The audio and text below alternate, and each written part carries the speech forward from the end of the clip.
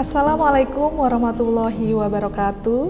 Perkenalkan, saya Rizka Ismawati Hakim, dosen dari Program Studi Kebidanan, Program Sarjana, dan Program Pendidikan Profesi Bidan, Program Profesi Stikes Gunabangsa Yogyakarta.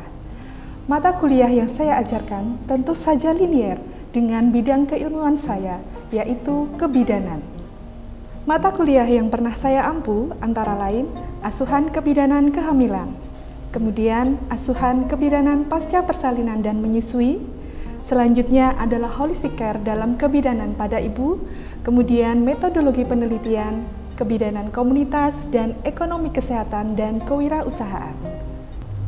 Pada kesempatan kali ini, saya akan menyampaikan tentang teknik pengajaran pada mata kuliah yang saya ampu di semester 3, yaitu asuhan kebidanan kehamilan dengan menggunakan metode DIA, yaitu Delivery, Interaction, and Assessment. Sebelum saya menjelaskan lebih lanjut, terlebih dahulu saya akan menjelaskan tentang deskripsi singkat dari mata kuliah asuhan kebidanan kehamilan. Asuhan kebidanan kehamilan merupakan mata kuliah wajib dan termasuk dalam rumpun ilmu keterampilan praktik kebidanan yang mempelajari tentang diagnosis kehamilan, komponen dalam pemeriksaan kehamilan, program dan kebijakan pemerintah, screening resiko maternal dan janin, manajemen asuhan pada kehamilan, interprofessional collaboration dan pendokumentasian, serta pemanfaatan teknologi dalam asuhan kebidanan kehamilan. Bobot SKS pada mata kuliah ini adalah 4 SKS sebanyak 28 kali pertemuan yang disampaikan baik secara teori maupun praktik di laboratorium. Dalam mengampu mata kuliah ini, saya bersama tim teaching dengan 2 dosen sehingga saya mendapatkan 2 SKS atau 14 kali pertemuan. Dengan mengikuti mata kuliah ini, mahasiswa diharapkan mampu menguasai capaian pembelajaran sebagai berikut. Pertama, menjelaskan diagnosis kehamilan. Yang kedua, menguraikan komponen dalam ANC. Yang ketiga, menjelaskan program dan kebijakan pemerintah terkait dengan kehamilan. Yang keempat, menjelaskan kebutuhan fisik pada masa kehamilan. Yang kelima, menjelaskan faktor-faktor yang mempengaruhi kehamilan. Yang keenam, menjelaskan screening resiko maternal dan kesejahteraan janin selama kehamilan. Yang ketujuh, menjelaskan ketidaknyamanan umum yang terjadi pada kehamilan. Yang kedelapan, menjelaskan kebutuhan nutrisi, fisik, dan juga konseling pada kehamilan. Yang kesembilan, menjelaskan manajemen kebidanan kehamilan. 10. Menjelaskan persiapan keluarga. 11. Menjelaskan pembelajaran interprofesional dalam asuhan kehamilan. Yang ke-12, melakukan pencatatan dan pendokumentasian. Dan terakhir, menjelaskan pemanfaatan teknologi dalam asuhan kebidanan kehamilan. Setelah saya menjelaskan gambaran umum mata kuliah asuhan kebidanan kehamilan, selanjutnya saya akan menjelaskan terkait dengan teknik pembelajaran yang digunakan untuk proses perkuliahan. Saya menggunakan teknik pembelajaran DIA. Delivery, bagaimana materi bisa tersampaikan kepada mahasiswa dengan baik, yaitu pertama, dengan menggunakan beberapa referensi textbooks, di antaranya pertama, Obstetric Evidence-Based Guidelines, yang kedua, Oxford Handbook of Midwifery, yang ketiga, William Obstetric, dan terakhir, jurnal-jurnal penelitian yang terkait dengan asuhan kebidanan kehamilan. Selain itu, saya juga menyusun modul pembelajaran dan modul praktikum sebagai panduan untuk pelaksanaan perkuliahan asuhan kebidanan kehamilan. Kedua, menggunakan strategi case method, yaitu dengan memberikan contoh-contoh terkait dengan asuhan kebidanan kehamilan, meliputi masalah terkait penegakan diagnosis, ketidaknyamanan umum dalam kehamilan, screening resiko, dan lain-lain, untuk didiskusikan dan juga dipresentasikan oleh mahasiswa. Penerapan metode ini akan membantu mahasiswa mengasah dan meningkatkan keterampilan berpikir kritis untuk memecahkan masalah kemampuan berkomunikasi, berkolaborasi, dan juga kreativitas mahasiswa. Teknik yang kedua yaitu interaction. Interaksi dengan mahasiswa saya lakukan pada saat perkuliahan baik secara daring maupun luring. Ada beberapa media yang saya gunakan, di antaranya adalah yang pertama Zoom Meeting dan juga Google Meet untuk mendukung pembelajaran sinkronus. Kedua, dengan menggunakan Learning Management System LGB yang di dalamnya terdapat RPS, kontrak perkuliahan, rencana tugas mahasiswa, dan materi-materi perkuliahan, serta terdapat kolom diskusi untuk mendukung kegiatan pembelajaran asinkronus. Semua tugas-tugas mahasiswa juga akan diupload di LMS yang telah disediakan. Dan yang ketiga adalah WhatsApp Group yang digunakan untuk saling berdiskusi dan juga berkomunikasi terkait materi ataupun kendala yang dialami selama masa perkuliahan. Teknik yang ketiga adalah assessment. Bagaimana saya melakukan evaluasi dan juga penilaian terhadap mahasiswa. Penilaian terhadap hasil belajar mahasiswa didasarkan pada tugas individu maupun kelompok. Selain itu juga dari nilai ujian tengah semester, ujian akhir semester, dan juga keaktifan mahasiswa. Sistem penilaian, indikator, beserta jenis penugasan baik individu maupun kelompok selalu saya diskusikan dan sepakati bersama mahasiswa dalam kontrak perkuliahan sebelum pembelajaran dimulai, sehingga prinsip-prinsip penilaian yang adil, objektif, transparan dapat diwujudkan. Bobot penilaian meliputi tugas 20%, keaktifan 10%, praktikum 20%, UTS 25%, dan ujian akhir semester 25%. Selanjutnya, saya akan menyampaikan cuplikan perkuliahan asuhan kebidanan kehamilan yang dilakukan secara tatap muka. Baik, selamat siang teman-teman semuanya. Selamat siang Ibu. Ya, baik, karena semuanya sudah hadir ya dan sekarang sudah menunjukkan jam 13 lebih 5 menit ya, maka saya mohon izin untuk memulai perkuliahan hari ini. Baik, bismillahirrahmanirrahim. Assalamualaikum warahmatullahi wabarakatuh. Waalaikumsalam warahmatullahi wabarakatuh. Selamat siang dan salam sejahtera untuk kita semuanya. Apa kabar teman-teman? Sehat Ibu. Sehat ya? Oke, alhamdulillah hari ini kita bisa berjumpa kembali ya di mata kuliah asuhan kebidanan kehamilan pada pertemuan ke-6 ya. Sebelum kita memulai perkuliahan hari ini, mari kita berdoa ya, sesuai agama dan keyakinan masing-masing. Berdoa akan dipimpin oleh Mbak Cindy. Silakan Mbak Cindy untuk dipimpin berdoa. Oke, baik teman-teman, sebelum kita mulai perkuliahan pada siang hari ini, marilah kita berdoa menurut kepercayaan kita masing-masing. Berdoa dimulai. Berdoa selesai. Oke, baik, sebelum saya masuk ke materi untuk hari ini ya, apakah ada yang tidak hadir hari ini teman-teman? Hadir semua. Oke, hadir semua ya. Ya. Baik, hari ini ya kita akan mempelajari ya terkait dengan ketidaknyamanan pada trimester 2 ya. Sesuai apa yang sudah kita sepakati di kontrak ya. Teman-teman sudah dapat semua ya kontrak. Nah, hari ini sesuai apa yang dikontrak kita akan belajar terkait dengan ketidaknyamanan pada ibu hamil di trimester 2. Oke, sebelum kita masuk ke materi di ketidaknyamanan pada ibu hamil trimester 2, minggu lalu ya, pertemuan yang lalu kita sudah membahas terkait dengan ketidaknyamanan pada ibu hamil di trimester 1. Ya, ada yang masih ingat apa aja sih ketidaknyamanan yang biasa dialami oleh ibu hamil trimester 1? Siapa? Silakan tunjuk tangan. Oke, Mbak Putri, monggo.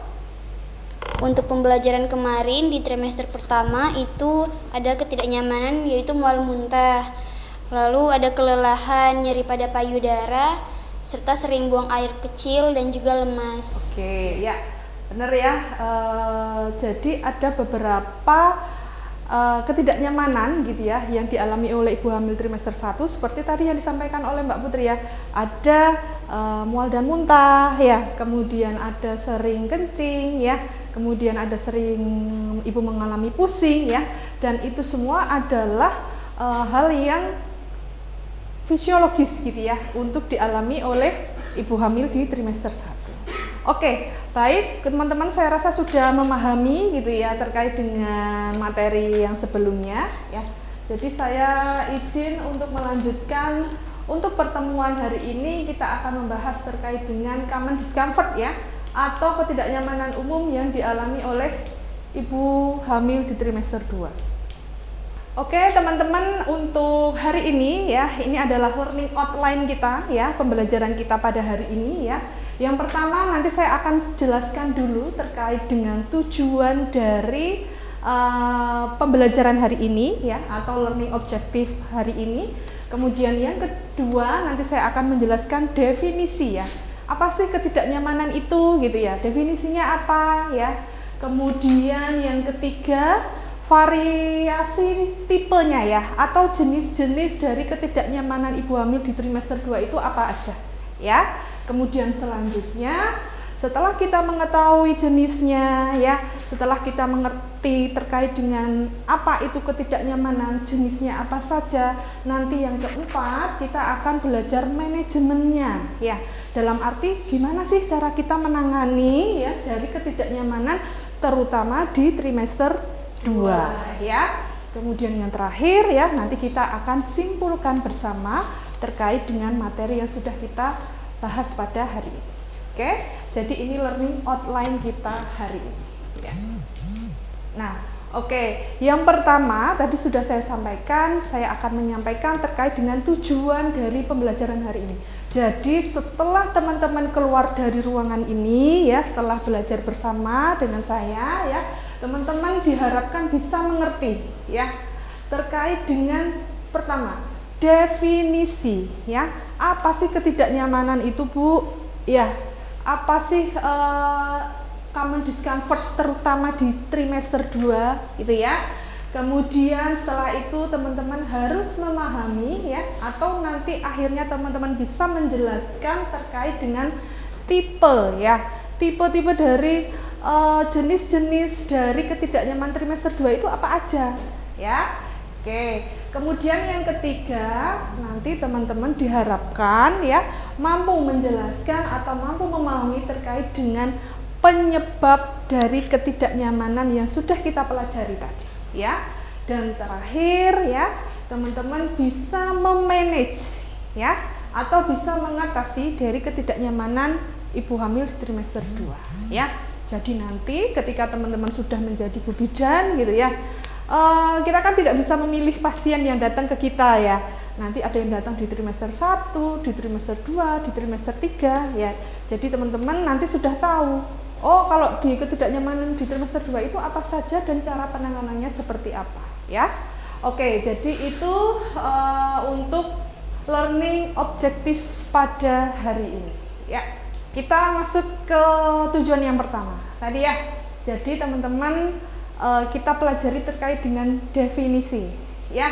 Nah, ini teman-teman bisa melihat ya, di sini banyak sekali ketidaknyamanan yang sering dialami oleh ibu hamil di trimester 2 ya.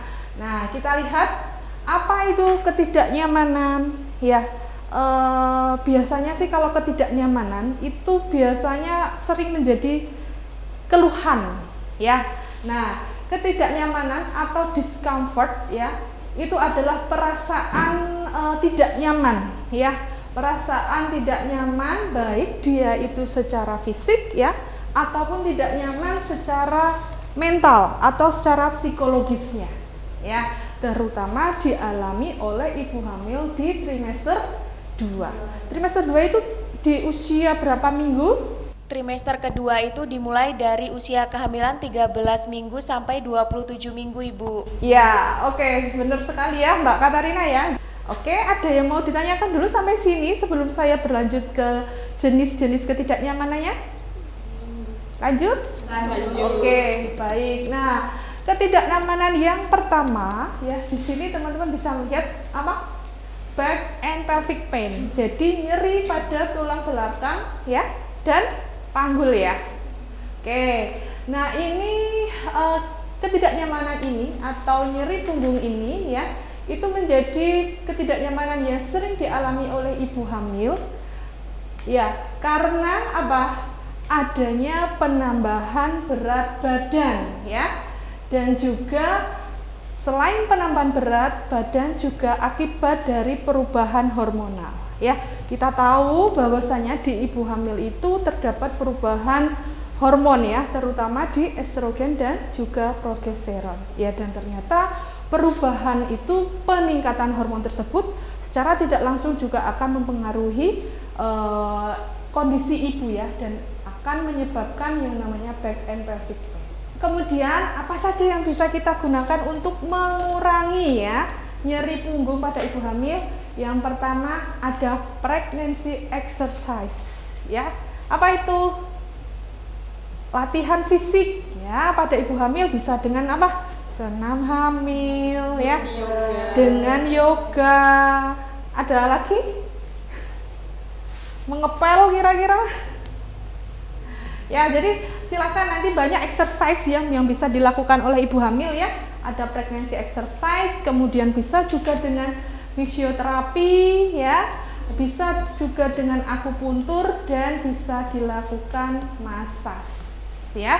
Dan ini semuanya sudah terbukti ya, bahwa mampu untuk mengurangi nyeri punggung pada ibu hamil ya. Kemudian selain itu ya, kita juga bisa menyarankan ibu yang pertama untuk menggunakan bra yang suportif ya, yang menopang ya. Kemudian yang kedua, hindari hiperlordosis dan juga menggunakan high heels ya. Jadi hiperlordosis itu gimana? Ya, jangan jalannya seperti penguin ya. Ya, jadi tidak boleh ibu hamil jalan seperti penguin ya. Jadi harus tegak ya. Kemudian sumbu tubuh harus sesuai dengan apa? Gravitasi bumi gitu ya. Oke. Kemudian ya, ini termasuk di maintain good posture ya. Jadi harus posturnya harus benar ya. Kalau duduk ya harus menggunakan tulang duduk, jangan menggunakan tulang ekor ya. Kemudian cara berdiri ya, jangan terlalu hiperlordosis ya. Kemudian apalagi? Selanjutnya adalah dengan melakukan exercise atau latihan ya. Oke, dari sini ada yang mau ditanyakan atau bisa kita lanjutkan ke jenis selanjutnya? Lanjut ya. Oke, selanjutnya adalah konstipasi ya. Konstipasi adalah salah satu ketidaknyamanan yang dialami oleh ibu hamil akibat dari pergerakan usus yang tidak lancar ya. Nah, penyebabnya salah satunya karena meningkatnya hormon progesteron ya pada ibu hamil, sehingga menyebabkan aktivitas usus atau kolon itu menurun ya. Oke, cara mencegahnya gimana ya? Pertama, bisa dilakukan exercise ya.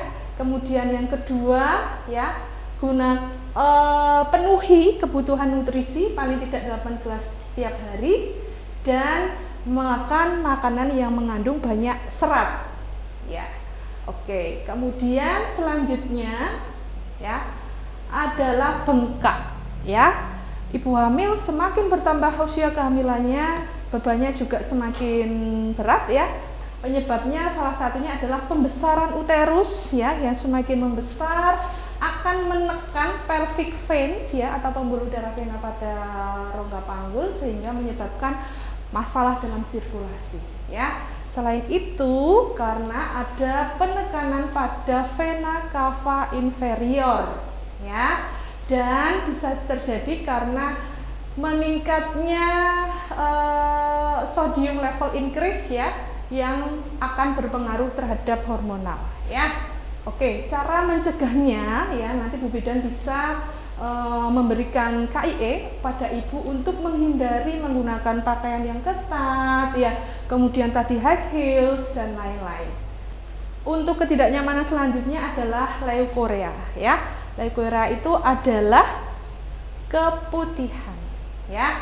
Keputihan adalah vaginal discharge atau pengeluaran pada vagina ya, yang membuat ibu tidak nyaman. Penyebabnya laki-laki ya, karena memang ada peningkatan hormon estrogen di sini ya, yang menyebabkan produksi mukus itu meningkat pada ibu hamil. Cara mencegahnya gimana ya? Yang pertama, silahkan jaga personal hygiene ya. Kemudian sering mengganti pakaian dalam ya. Kemudian tidak direkomendasikan untuk menggunakan spray ya. Oke, baik, selanjutnya adalah pusing ya. Nah, pusing ini adalah sering juga dialami oleh ibu hamil di trimester 2 ataupun di trimester 3. Penyebabnya ya bisa jadi karena penekanan pada uterus akibat pembesaran atau pertambahan berat badan, dan penekanan pada uterus pada di vena cava inferior yang menyebabkan sirkulasi darah itu tidak lancar ya. Bagaimana mencegahnya? Hindari untuk posisi tidur terlentang ya. Jadi ibu hamil tidak boleh tidur terlentang, harus miring ke kiri. Oke ya. Baik teman-teman, itu tadi beberapa ketidaknyamanan pada ibu hamil trimester 2 ya. Selanjutnya saya akan menyampaikan 2 kasus ya. Kasus pertama untuk kelompok 1 yang ada di depan sebanyak 3 orang. Kasus yang kedua akan dianalisis ya oleh kelompok yang kedua, kelompok belakang sebanyak 3 orang ya. Baik, ini saya sampaikan kasusnya. Untuk kasus yang pertama ya, silahkan dari kelompok 1 ada yang bisa mewakili untuk menganalisis dari kasus yang ada. Saya Bu. Ya, silahkan Mbak Katarina. Ya, Dibaca ya Bu ya.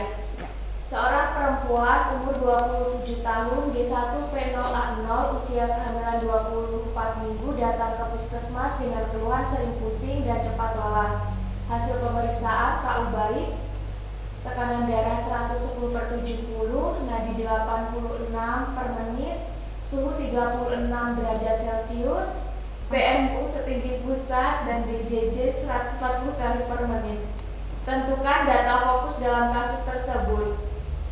Data fokusnya itu yang pertama Bu ada G1P0A0 usia kehamilan 24 minggu, lalu dengan keluhan sering pusing dan cepat lelah, lalu TTV itu dalam batas normal dan TFU setinggi pusat serta DJJ 140 kali per menit.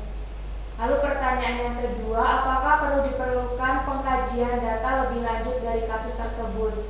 Dari data tersebut, itu perlu dilakukan pengkajian lebih lanjut dengan pemeriksaan penunjang hemoglobin Bu.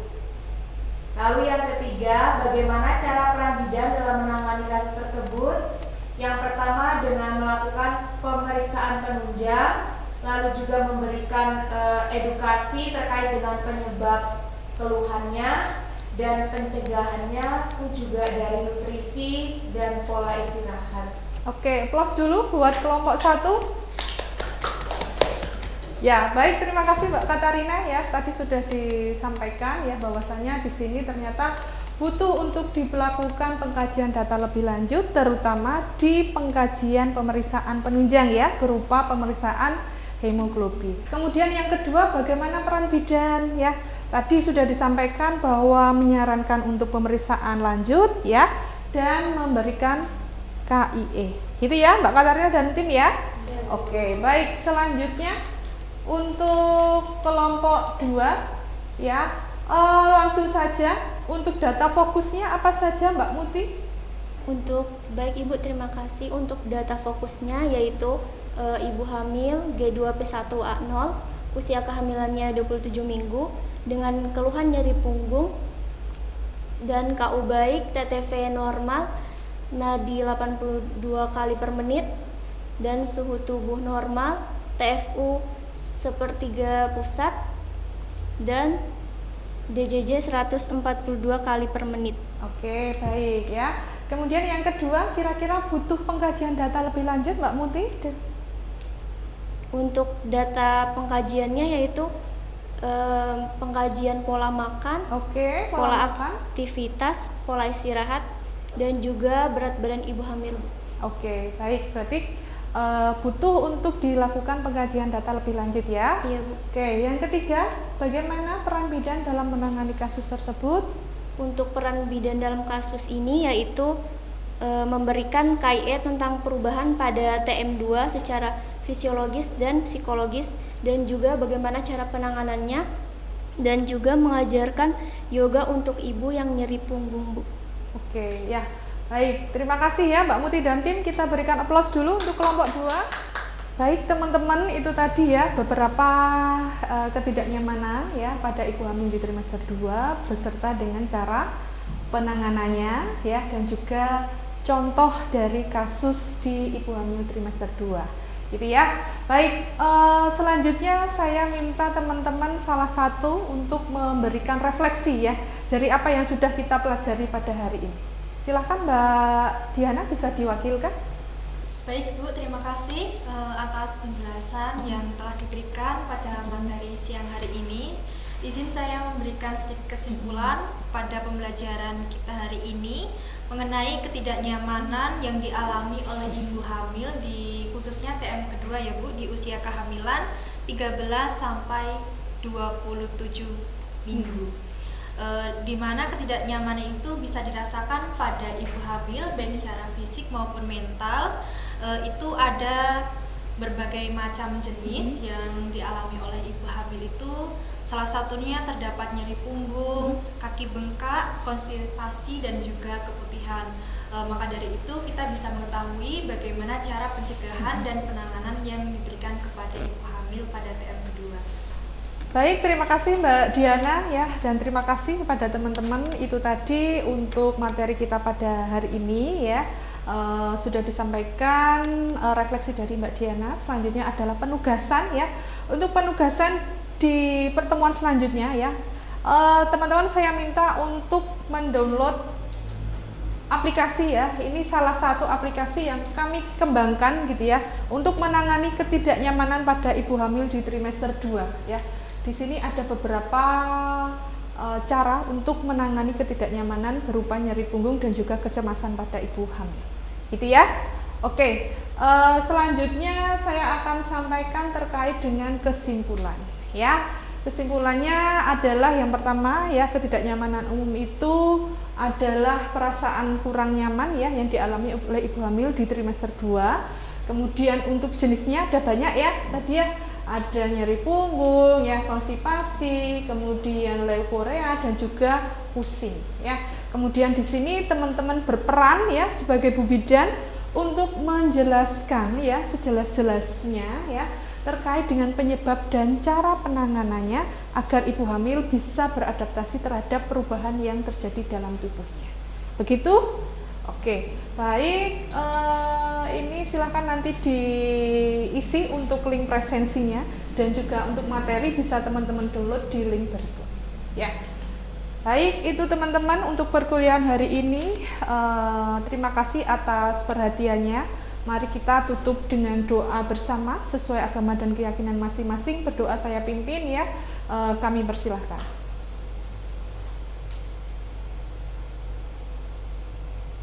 Ya, berdoa selesai. Saya ucapkan terima kasih. Saya akhirul kalam. Wassalamualaikum warahmatullahi wabarakatuh. Waalaikumsalam warahmatullahi wabarakatuh. Terima kasih Bu. Demikian cuplikan pengajaran dalam mata kuliah Asuhan Kebidanan Kehamilan. Saya akhiri. Wassalamualaikum warahmatullahi wabarakatuh.